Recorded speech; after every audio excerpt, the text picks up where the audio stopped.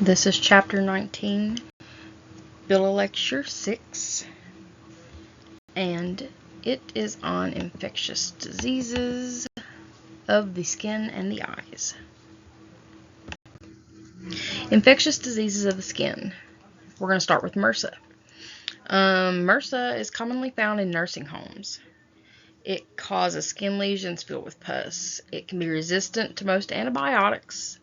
It's called MRSA for short, but the full name of it is methicillin-resistant Staphylococcus aureus.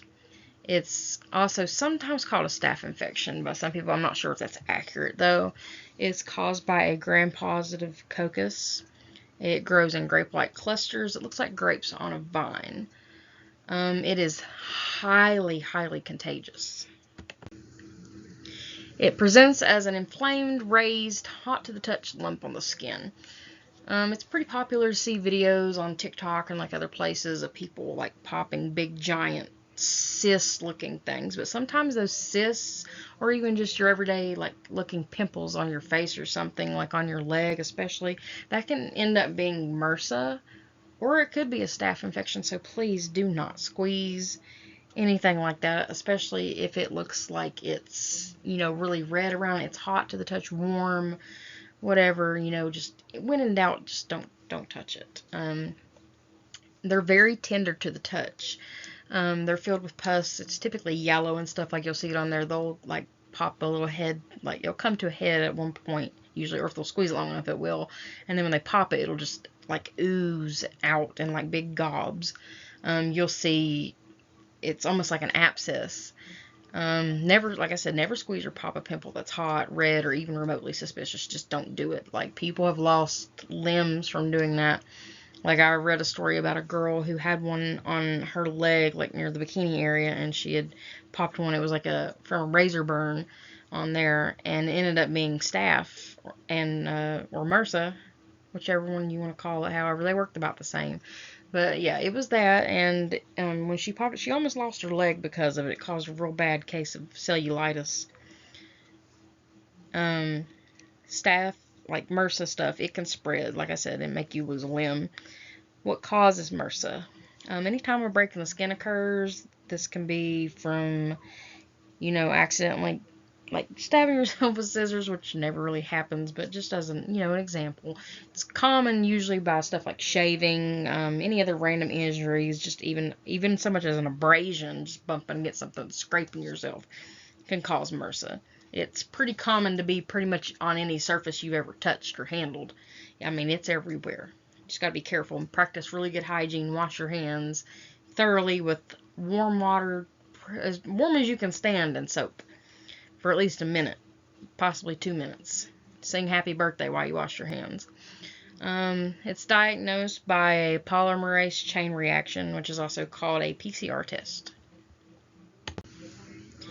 Next we have cellulitis. Cellulitis rapidly spreads on the top layer of the skin. Symptoms include tenderness, swelling, hot to the touch, bumps, fever, swelling, lymph nodes, and draining of lesions that are on the body. Most cases are uncomplicated.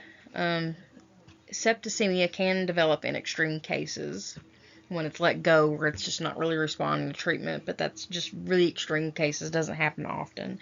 Its most common location is on the calf, which is your lower leg. It's caused by breaks in the skin, like MRSA, or fungi being present on the skin, being introduced into the body that carry it. It is caused by either Streptococcus pyogenes or Staphylococcus aureus. It does respond well to antibiotics, generally, unless you're immunocompromised or like the elderly. They typically require IV antibiotics. Next up, we have something that most of us in the age group of, I don't know, like maybe 28 and up are no stranger to. It's not really prevalent these days. Like, my kids have never had it because there's vaccines for it now, but chickenpox. It was very common back in the day, especially in like when I was growing up in the 90s. They would have stuff called chickenpox parties, where if a kid was infected with chickenpox, then they would have like big sleepovers, and kids would come and spend the night and all roll on each other and play around with each other, just spread it around so everybody got it all at once, so they would all get over it at once and it would be over and done. This is really just not a smart idea, because while most cases are mild and it's just like an uncomfortable thing to have, in some people it can cause severe illness, sometimes even death. It's not really common, but it can. So it's best to not do that. Some people were suggesting doing that when COVID hit and doing that, which also is not a smart idea to do. Excuse me. It can be life-threatening in older adolescents, the elderly, and the immunocompromised people and adults. So it's better to have it when you're a child, not when you're an adult. It incubates for 10 to 20 days before symptoms show up. Symptoms are fever, very noticeable rash, particularly on the face, the scalp, stomach. It's sparse on the arms and legs. Rash is very itchy. Scratching, it spreads it. It's sparse and very widespread. It lasts 5 to 7 days. Has to run its course. Vaccines exist now for it. That's why you don't really see or hear about it much anymore. Like I said, my kids have never had it. It can cause birth defects in pregnant women. And when this happens, it typically presents in babies being born with limbs missing, which is not something you want.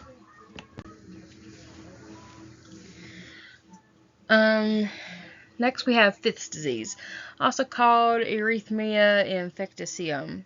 It is called this because it was the 5th recognized disease by doctors back in, I think it was the 1920s. It's also called slap cheek syndrome. I remember when my oldest son, he's now almost 13, when he was in, I think it was second grade. I had never heard of Fifth's disease before, but you get like little papers from the school saying this illness is going around the school, such and such, and your child may have been exposed. Yeah, this was one of those that was on there. Another one I saw on there was also, scarlet fever. That's something that shouldn't even really be around anymore, but yet it was on that paper too. But anyway, back to this. It's called slap cheek syndrome sometimes because a prominent red rash on the cheeks really, really red. Looks like somebody slapped somebody's, it looks like somebody slapped them on the cheek. It's so red. Usually on both sides. This rash will end up spreading to the rest of the body within 2 days, typically on the arms and the legs and the trunk area. It is a mild illness, typically. Symptoms are mild fever, feeling of being unwell, tired, and a rash. This typically lasts 5 to 10 days, symptom-wise, but the virus itself may last in the body for weeks. And it can actually, the rash can reoccur due to stress or sunlight.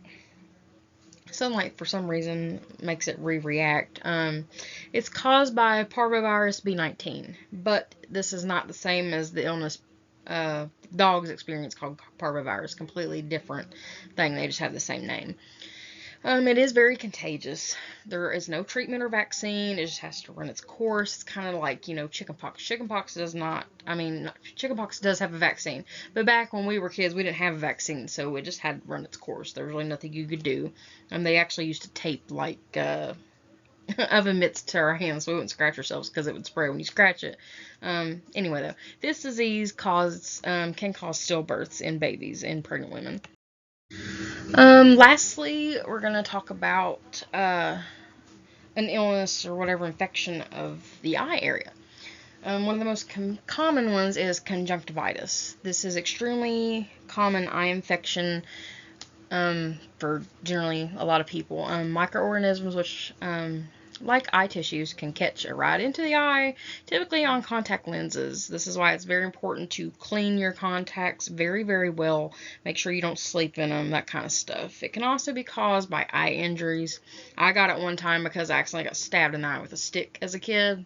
That was a fun time. scratch my cornea too. But anyway, symptoms are inflammation of the eye, discharge, which can be clear if it's a bacterial infection, or it can be milky if the cause is viral. Redness, swelling, light sensitivity, eyes glued shut when you wake up in the morning, kind of like a crust on the outside. These are all symptoms of conjunctivitis. Thank you for listening. Have a great day.